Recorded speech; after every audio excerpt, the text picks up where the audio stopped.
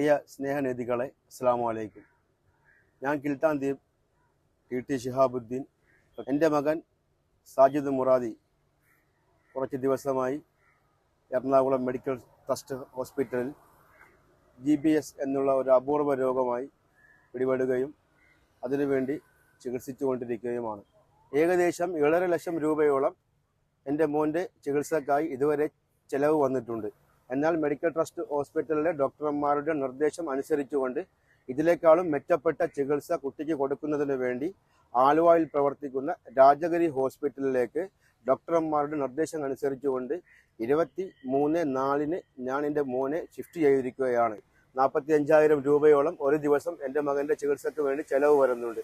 എൻ്റെ മകനെ ഇതിനു മുമ്പ് നിങ്ങൾ സഹായിച്ചതുപോലെ ഇനിയും ലക്ഷദ്വീപ് ഡെവലപ്മെൻറ്റ് ചാരിറ്റബിൾ ട്രസ്റ്റിൻ്റെ അക്കൗണ്ടിലേക്ക് നിങ്ങളാ കഴിയുന്ന സംഭാവനകൾ നൽകിക്കൊണ്ട് എൻ്റെ മോനെ സഹായിക്കണമെന്ന് ഒരിക്കൽ കൂടി നിങ്ങളോട് ഞാൻ അഭ്യർത്ഥിക്കുകയാണ്. എല്ലാ പ്രാർത്ഥനയിലും എൻ്റെ മോനെ ഉൾപ്പെടുത്തണമെന്നും അഭ്യർത്ഥിക്കുന്നു.